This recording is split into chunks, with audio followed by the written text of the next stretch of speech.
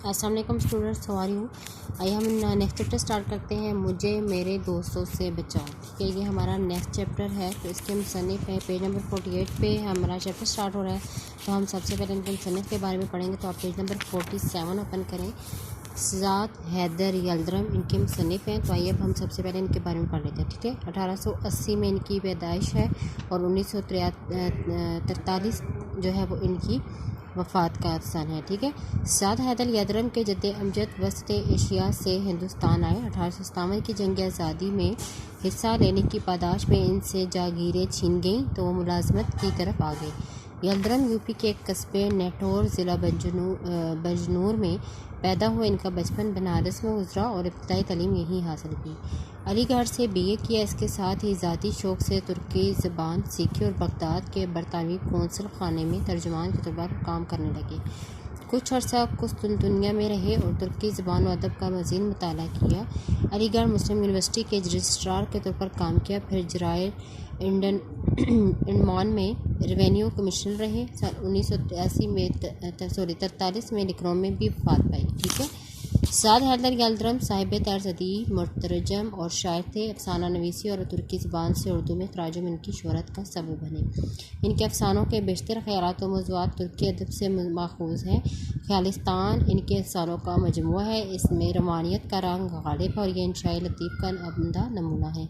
इनके इंशा पर्दाज़री में हिस्से मज़ाह भी शामिल हैं। इनका पेज नंबर आप 48 ओपन करें। यहाँ पे आज की डेट और डे मेंशन करें कि मुझे मेरे दोस्तों से बचाओ। ठीक है, कि दोस्त क्या है आपकी ज़िंदगी में, दोस्त का क्या किरदार है, आपकी ज़िंदगी में दोस्त की क्या अहमियत है। ठीक है, हमारी ज़िंदगी में कि हम दोस्तों के लेकिन हमारे अच्छे दोस्तों का चुनाव हमारे लिए कितना ज़रूरी है, तो इसमें चैप्टर पढ़ के आप सीखेंगे।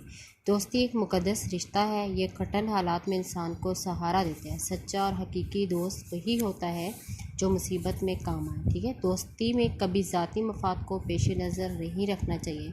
दूसरी बात यह कि अपने दोस्त के बारे में इधर उधर से मालूमात नहीं देनी चाहिए। हो सकता है उसका कोई दुश्मन आपको उसके बारे में कुछ गलत बता दे और आप एक अच्छे दोस्त से हमेशा के लिए महरूम हो जाएं। और ये भी है कि अगर एक अच्छा दोस्त 100 बार भी रूठे तो उससे मना लो, क्योंकि मोतियों की माला जितनी बार टूटती है उसके मोती चुन लिए जाते हैं। ठीक है, शेर है, इसके मतलब मैं कहूँगी कि दोस्ती दोस्त से निस्बत के सिवा कुछ भी नहीं। दोस्ती दोस्त से निस्बत के सिवा कुछ भी नहीं। हल्का यारा में जो रहना है तो काजिल बन जाओ।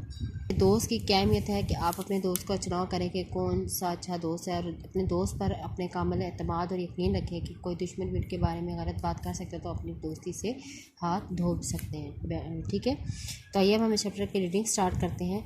सबसे पहले आपने इस चैप्टर की रीडिंग करनी है, मुश्किल पास के मीनिंग है और इसको जो अहम इम्पोर्टेंट पार्ट्स आपने उनको अंडरलाइन करा है। ठीक है, तो मैं इस चैप्टर में क्या बताया गया ये बता दूँ कि आपने तफसील से इसकी रीडिंग खुद करनी है।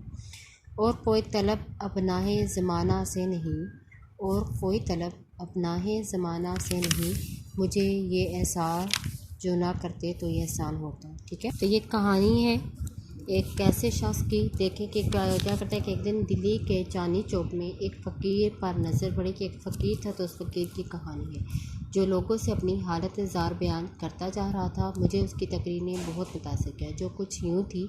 अब अपनी तकरीर सुना रहा है तो उसकी तकरीर क्या थी आइए देखते हैं।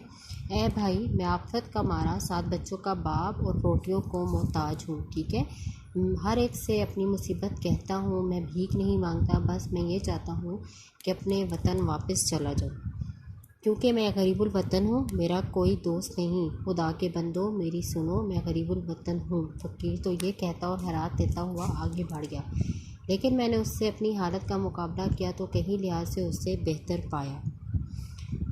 मैं काम करता हूँ और मुफ्तखोरी मैं तालीम याफ्ता हूँ और वो जाहिल। मैं खुश लिबास हूँ और वो फटे पुराने कपड़े पहनता है, यहाँ तक कि मैं उससे बेहतर हूँ। इससे आगे उसकी हालत मुझसे अच्छी है। उसकी सेहत काबिल रश्क और मैं रात दिन फ़िक्र में गुजारता हूँ। मैं इस नतीजे पर पहुँचा हूँ कि जिसे वो मुसीबत कहता है वही बड़ी नेमत है, यानी उसका कोई दोस्त नहीं। ठीक है, इस बात पर उसे मुबारकबाद देना चाहिए। वो अपनी मर्ज़ी से रात को आराम कर सकता है, मगर मैं नहीं। वो दिन दहाड़े अपना रुपया ले जा सकता है और कोई इससे कर्ज नहीं मांगेगा, कोई उसको लतीफ़े सुनाकर उसका वक्त ज़ाया नहीं करेगा, उसे किसी दोस्त के ख़त का जवाब नहीं देना पड़ेगा। अगरचे मेरे दोस्त मेरे खैर तलब हैं, मगर ये मुझे फ़ायदा पहुँचाने के बजाय उल्टा नुकसान पहुँचाते कि उसके दोस्त हैं वो उसके दोस्तों के होने के बावजूद अब फ़कीर के दोस्त नहीं हैं, तो वो उनको ज़्यादा अपने से बेहतर समझते हैं। मेरे बढ़िया दोस्त अहमद मिर्ज़ा हैं, जो 2 मिनट निश्चला नहीं बैठ सकते। उनका आना आंधी भूचाल या क़यामत से कम नहीं होता। वो दरवाज़ा नहीं खटखटाते, बल्कि आंधी की तरह कमरे में दाखिल होते हैं। आहा, मैंने तुम्हें पकड़ ही लिया, मुझे बड़ी खुशी हुई जब मैं ये देखता हूँ कि मेरे एक दोस्त मज़मून निगार हैं। बस 1 मिनट के लिए तुम्हारी खैरियत दरियाफ़्त करना थी। वो आते ही ज़ोर से मुसाफ़िया करते हैं कि उंगलियां दर्द करने लगती हैं। ठीक है, मैं देर तक कलम नहीं पकड़ सकता, ख़यालात में गुम हो जाता हूँ। दूसरे दोस्त मोहम्मद तहसीन हैं, जिन्हें अपने बाल बच्चों की बीमारी के बारे में गुफ्तगू के सिवा और कुछ नहीं सूझता। मौसम की खराबी की बात करें तो कहते हैं हाँ ठीक है, कि छोटे बच्चे को बुखार आ गया और मंझली लड़की खांसी में मुब्तला है। सियासत की बात करें तो कहते हैं कि घर भर बीमार पड़ा हो तो अखबार पढ़ने की फुर्सत कहाँ। किसी जलसे में जाएं तो बच्चों को हमरा ले जाते हैं और बार बार उनकी नब्ज़ देखते और तबीयत का हाल पूछते हैं। ठीक है।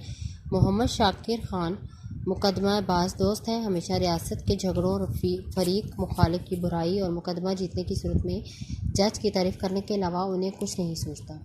यह मौजूद सलीमपुर के रहने वाले और रईस किस्म के दोस्त हैं। एक बार मुझे इसरार करके सलीमपुर ले गए और कहा कि शहर के हंगामों में तुमसे अब क्या हक़ लिखा जाएगा। मैंने गांव में तुम्हारे लिए कमरा मखसूस कर लिया है, कुछ दिन गांव में रहकर लिखो। नचार मैं उनके साथ सलीमपुर चला गया। कमरा वाकई खूबसूरत था, जिसकी खिड़की पाए बाग की तरफ खुलती थी।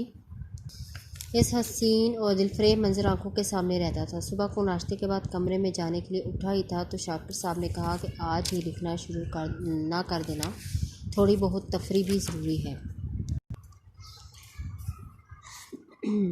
आज दरिया पर मछली का शिकार खेलेंगे और फिर 2 मील के फासले पर अहमदनगर के रईस तालिब अली साहब से आपकी मुलाकात करेंगे। मेरा माथा टंका कि अगर यही सूरत हाल रही तो मुझे यहाँ पे सुकून लिखना नसीब नहीं होगा। मैं जल्दी से उठकर कमरे में आया और लिखने के सामान का जायज़ा लिया। चांदी की दवात में रोशनाई होश थी, कलम नायाब और कीमती थे, लेकिन इनमें निब गायब। बहरहाल मैंने लिखने का पुराना सामान निकाला और लिखना शुरू किया। इतने में खिड़की से बाहर नज़दीकी दरख्त पर मुर्गान खुशनवा ने शोर मचाना शुरू कर दिया। ताहम मैं अपने काम में मशगूल रहा। अचानक तन तन और छन छन की आवाज़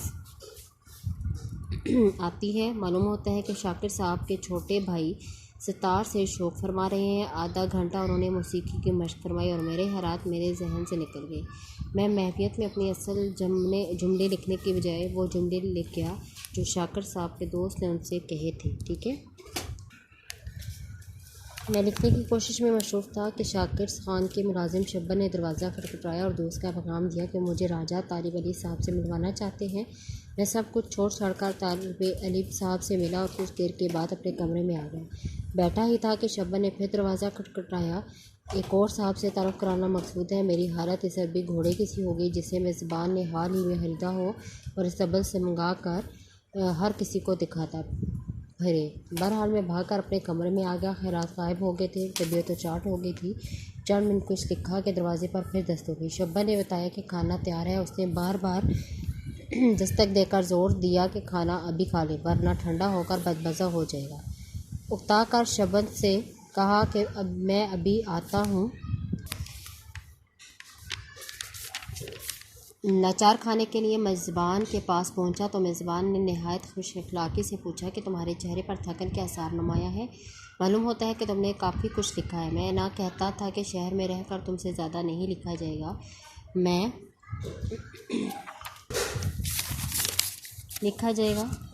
मैं आमनन और सदकन कहने के सिवा कुछ और कर भी क्या सकता था। अब खाने के लिए इसरार होता है। खाना खाकर वापस आया, ख्याल जमा करने शुरू किए, मगर दिमाग अल्फाज से खाली था। इसी स्ना में नींद आ गई। तीसरे पहर सोकर उठा तो दिमाग तरोताज़ा था। अभी लिखना ही चाहता था कि नौकर ने इतला दी कि साहब आपका इंतज़ार कर रहे हैं। इनके साथ गया, शाम को वापस आया। रात को देखा कि सारे दिन में सिर्फ एक ही सफ़ा लिख पाया था।